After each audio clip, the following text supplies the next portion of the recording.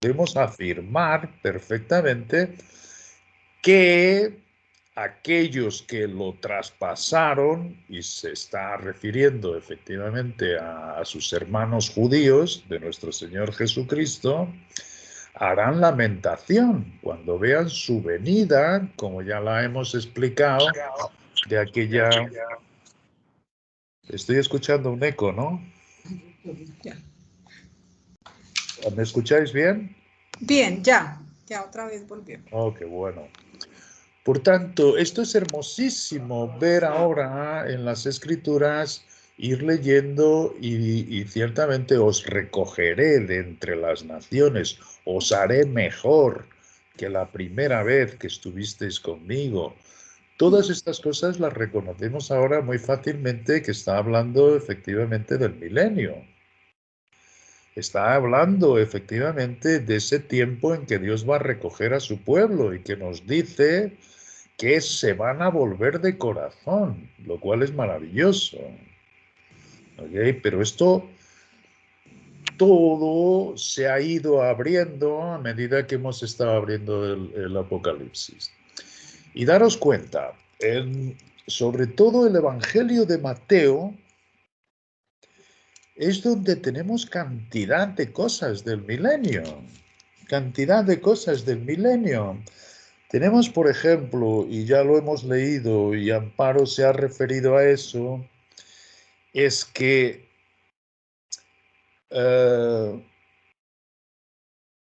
hemos visto que la primera administración del paraíso corresponde con la última en muchas más cosas de las que hemos podido ir diciendo, pero sobre todo porque no había pecado ni muerte en el paraíso, tampoco va a haber en el estado eterno. El estado eterno es de lo que no habla casi nada las Escrituras, que es cuando el Hijo le entregue todo al Padre en sus manos, ya reconciliado, y ahí entonces comience a ser Dios todo en todos. Ahí no hay pecado ni muerte. El pecado sabemos que es, y la muerte es el último enemigo a ser destruido. Por tanto, en el milenio va a haber muerte. Solo después, efectivamente, es que sabemos que será echado al lago de fuego. Desaparecerá el pecado y desaparecerá la muerte. De ahí que ciertamente hay muchas coincidencias entre la primera administración del paraíso y la última, cuando el Hijo le entregue todo en sus manos al Padre reconciliado. Cuando haya desaparecido esta tierra y estos cielos que ahora son, y cuando los haga todo Dios de nuevo, bajando aquella Jerusalén a la tierra. Todo esto lo sabemos. Y es hermoso cómo coincide una administración con otra. La patriarcal no es que no hubiese ley, porque la ley siempre ha estado en el corazón del hombre. Es decir, todos sabemos por Romanos que ciertamente en el corazón de la persona está: yo no quiero matar a nadie porque no quiero que me maten a mí. Jesucristo lo dijo muy sencillamente: aquello que queréis que vosotros os hagan los hombres, así haced vosotros con los hombres. Yo no quiero mentir porque no me gustaría que me mintiesen a mí. Por tanto, había una ley en el corazón. Esto es lo que va a suceder en el milenio. Luego viene el de la ley, pero se dice la ley porque es la ley escrita. La ley en el corazón la traían todos los hombres y fue como se movió el estado patriarcal. Efectivamente, esto es lo que va a ocurrir en el Bema. Dios va a transformar y va a ponerles la ley en el corazón a todos los que pasen al milenio, tanto los que reciban recompensas como las naciones que hayan sido perdonadas en la gran tribulación y pasen al milenio. Todos van a tener con mucha claridad cuál es la ley de nuestro Dios en su corazón. No habrá una ley escrita. En eso son también paralelas las dos administraciones. Hay otro detalle más, y es que en la patriarcal fueron encarcelados los espíritus diabólicos. Y efectivamente antes del milenio también va a ser encarcelado Satanás y los espíritus diabólicos. Por tanto, hay muchas correspondencias entre las dos administraciones. Luego, ciertamente entra esta ley que es cuando nuestro Dios escoge a Israel para llevar el conocimiento de Dios por la tierra.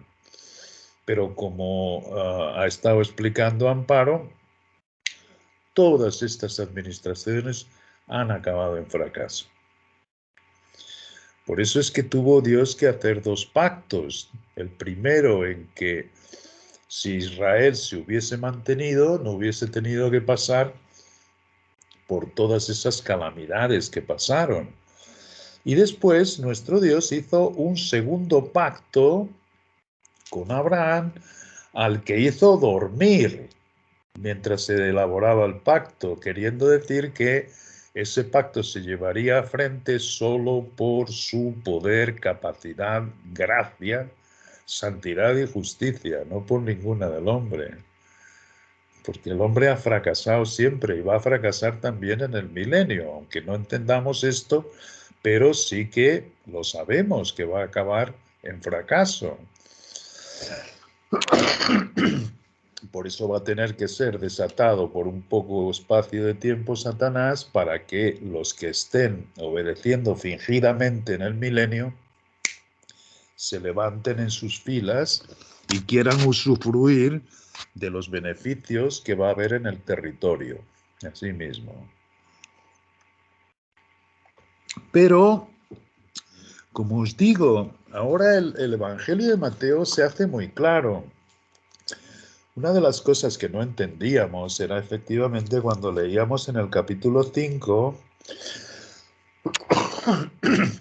versículo 21, que dice, ciertamente oísteis que fue dicho a los antiguos, no matarás y cualquiera que matare será culpable de juicio.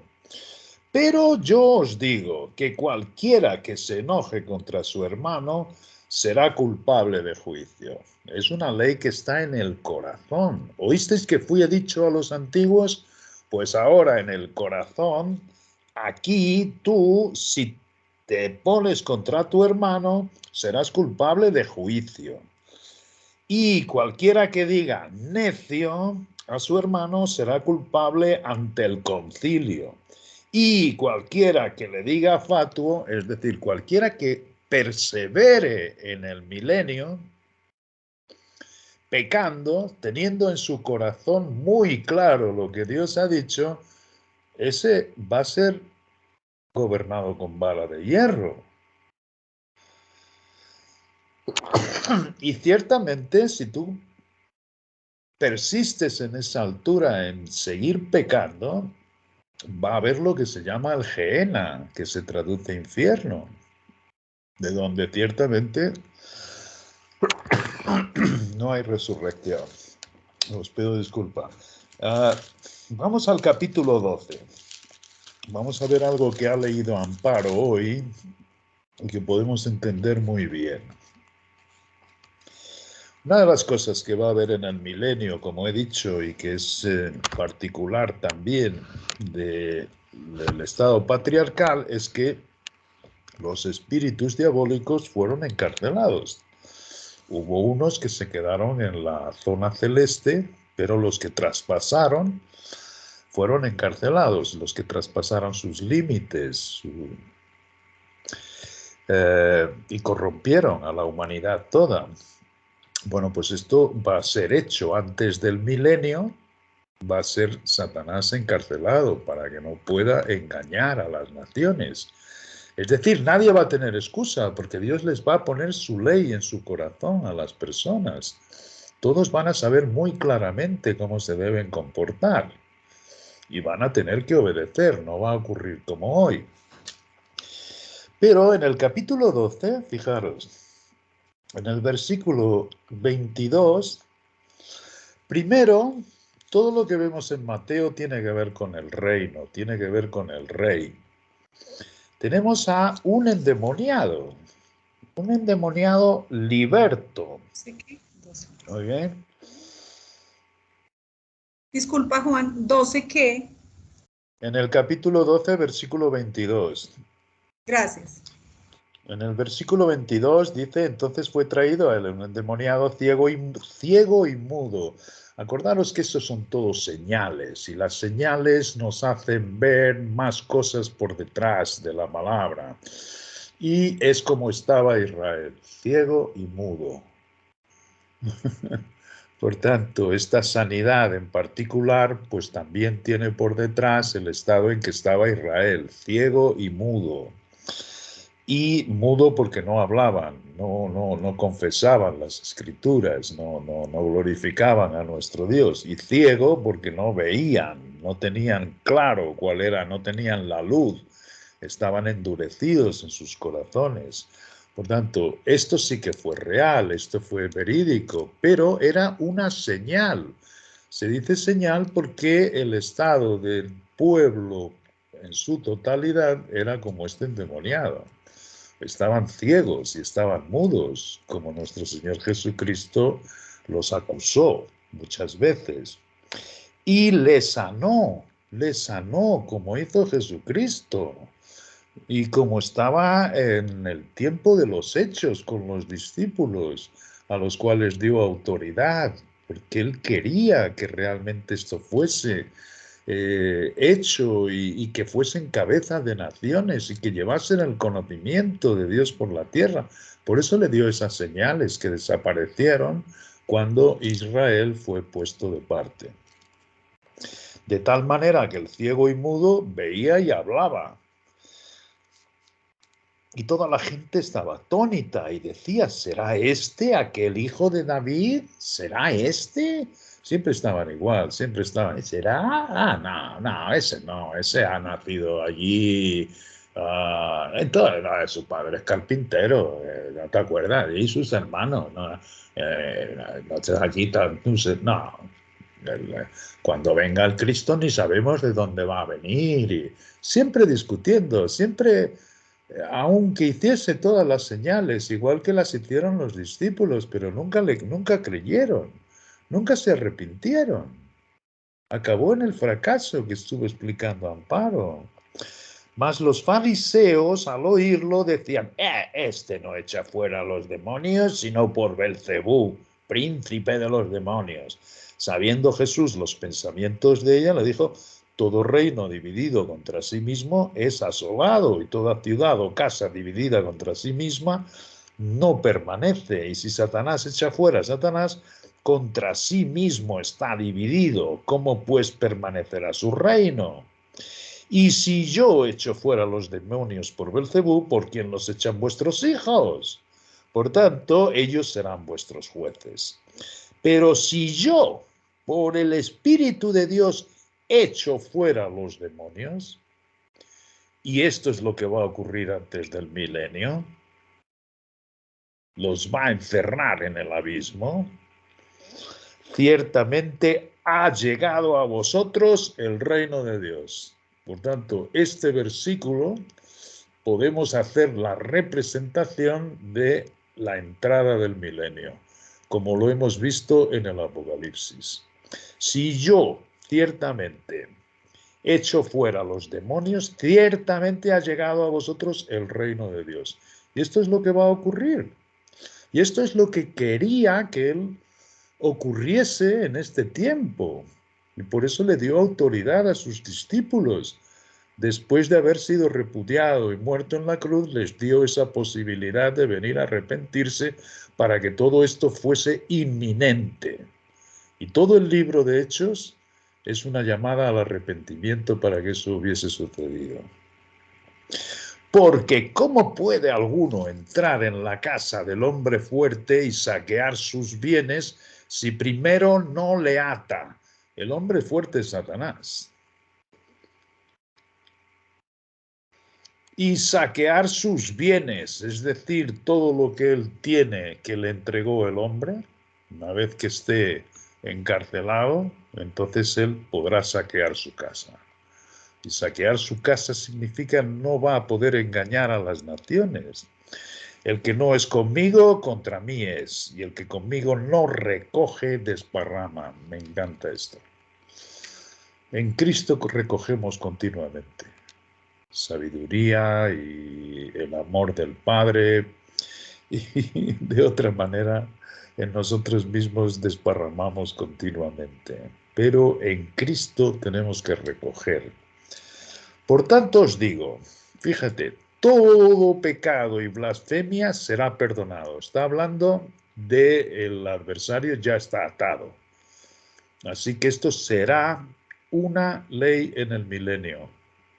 Por supuesto. Todo pecado y blasfemia será perdonado a los hombres, mas la blasfemia contra el Espíritu no les será perdonada. Una vez que van a tener la ley en sus corazones, no la ley escrita, que haya que enseñarla. Nadie tendrá que enseñar, sino los judíos llevarán el conocimiento de Dios. Pero las naciones tendrán muy claros en su corazón qué es lo que Dios pretende.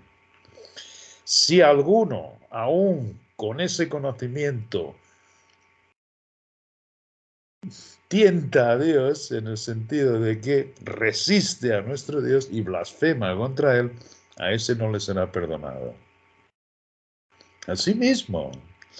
Y luego, otra vez vuelve a repetirlo un poco más abajo.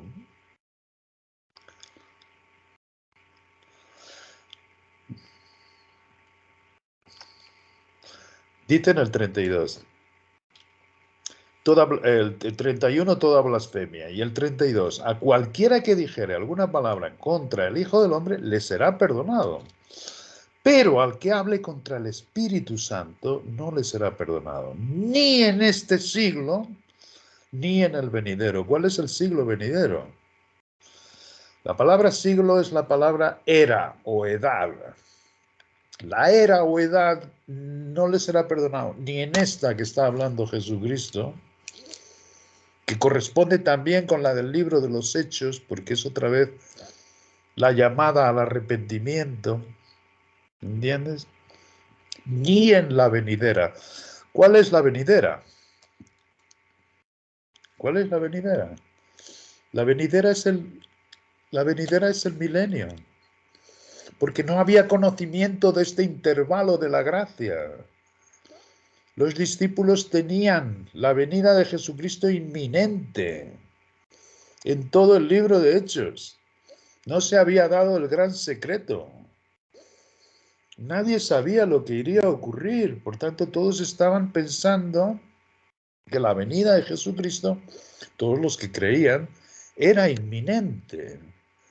De manera que en este siglo, cuando estaban los apóstoles convidando a Israel al arrepentimiento, y en la venidera, que es el milenio, no le será perdonado. Aquel que lo tenga en su corazón, cualquier pecado será perdonado, pero el que lo tenga enfrente de nuestro Dios. Entonces ahora vamos a Hechos 5. Ya veréis que fácilmente se entiende lo que ha leído sobre Ananías. Porque es de ahí que entonces entendemos, es ciertamente la aclaración de lo que es la vara de hierro en el milenio. Es así mismo, es precioso, porque todos estos detalles, esto es la unidad del libro. Y es cierto que nosotros no comprendemos todo, pero se está haciendo una luz impresionante en cuanto a cuándo se refiere y qué unidad tiene esto con aquello y quién es este si no es la luz de nuestro espíritu que nos esté mostrando todo esto. ¿Ok? Dice, en primer lugar, nadie vendía las heredades todas. Es decir, daros cuenta que aquí, además como se estaban sumando a la iglesia, que eran 5.000 un día, es decir, todo estaba pensado que sería inminente la venida de Cristo. Por tanto, los que tenían heredades en plural, pura y simplemente pensaban, Cristo está aquí a la venida, y ellos vendían no aquella que precisasen, pero si tenían de sobra, por eso dice el que tenía heredades en plural, quitando al fariseo, porque uno que era fariseo tenía propiedades y ese por la ley antigua no tendría que tener. Ese sí que vendió su propiedad, la única. Porque estos no, estos vendían para satisfacer las necesidades a todo el pueblo.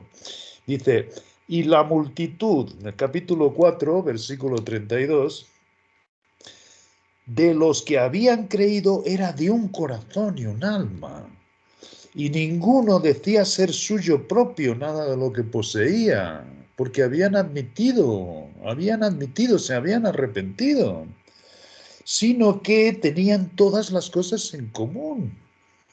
Todas las cosas estaban en común y con gran poder, los apóstoles daban testimonio con aquellas señales que le habían sido dadas, igual que va a haber en el milenio. Va a haber estas sanidades, por eso es que la longevidad podrá ser otra vez igual que la de los patriarcas en el milenio. Y daban testimonio de la resurrección del Señor Jesús, y abundante gracia era sobre todos ellos, se estaba cumpliendo, era maravilloso. Así que no había entre ellos ningún necesitado, no había necesidades. No era vender por vender, ni diezmos, no, estaban todos deseando que viniese Cristo, lo estaban haciendo, no había ninguno necesitado.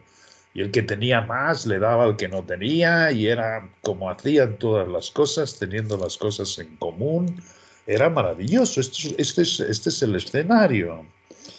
Y así que no había entre ellos ningún necesitado, porque todos los que poseían heredades, plural, o casas, plural, las vendían, sus pluralidades. No iban a vender su propia casa, vendían las que eran de sobra para ellos, y traían el precio de lo vendido y lo ponían a los pies de los apóstoles y repartían a cada uno según su necesidad.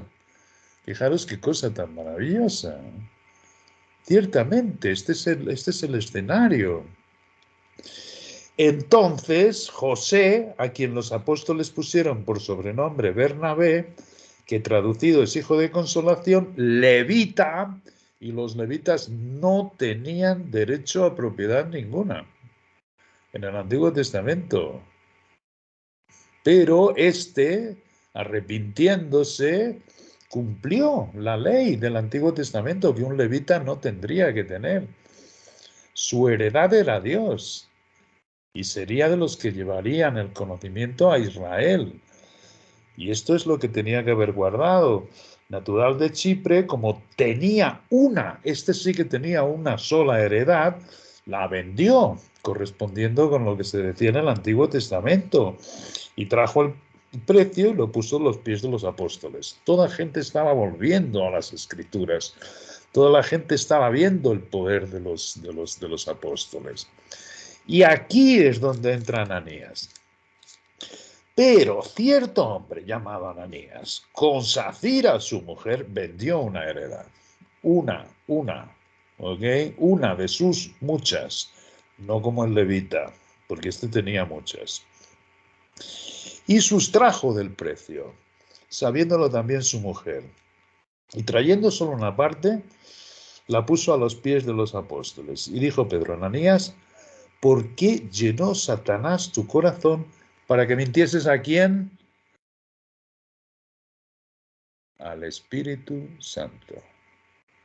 Porque si hubiese mentido a los discípulos, decía que todo pecado sería perdonado. Pero él en su corazón estaba haciendo esto delante de Dios. Esto era más grave.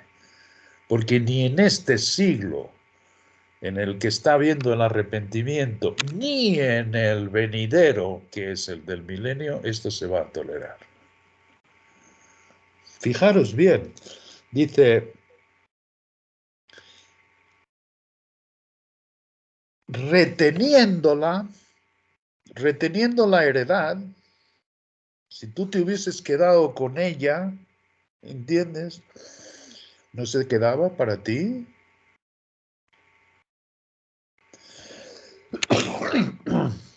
No hubiese muerto, no hubiese fallecido. No era por vender o dejar de vender, era por mentir al espíritu. Lo que nos está diciendo este versículo es que era algo enfrente de Dios. Justo lo que había dicho Jesucristo, que ni en este siglo, que es el de el arrepentimiento, ni en el venidero, que es efectivamente el de el milenio. O sea, si tú no hubieras querido vender la propiedad, se hubiera quedado para ti. Pero ¿cómo es que te puso Satanás en tu corazón este conocimiento delante de Dios y aún así lo has hecho de esta manera? Bueno, es maravilloso. Es maravilloso porque si no entendemos todo esto en su conjunto, hasta nos entra miedo de leer las escrituras. Pero cuando vemos lo que está por detrás, cuando vemos que nuestro Dios dice que va a mudar el corazón, les va a dar un corazón de carne a los hombres en vez de uno de piedra como tienen ahora. Por tanto, cuando Satanás esté encerrado, que no pueda engañar a las naciones, la gente va a tener un corazón de carne en que va a entender perfectamente la palabra. Y la palabra no escrita, sino ciertamente como estaba en el tiempo de los patriarcas. En el corazón de las personas está, mismo hoy en día, se dice que el judío está bajo la ley. Lo vemos esto en Romanos, en que Pablo hace la división entre los dos y que el judío tiene muchas ventajas porque se le fue dada la ley, le fue dada la palabra de Dios. Ellos la tienen escrita, mientras que los gentiles se rigen por la conciencia. La conciencia, como termina Pablo en Romanos diciendo que todos son pecadores, que no hay justo ni uno solo, y que por eso se ha manifestado la justicia de nuestro Dios en Cristo, habiendo muerto por el pecado de la humanidad. Y ciertamente todo aquel que en él cree manifiesta la justicia por lo que ha pagado por cada uno de nosotros. ¿Cómo me voy a volver yo otra vez a la ley? No hagas esto, no hagas lo otro. Si la libertad que me ha dado en Cristo es efectivamente la que ahora nos enseña todas las cosas del Padre. O sea, es precioso. Voy a terminar mañana un artículo que es nuestra verdadera posición en Cristo y que hace parte de esa serie última que he estado enviando.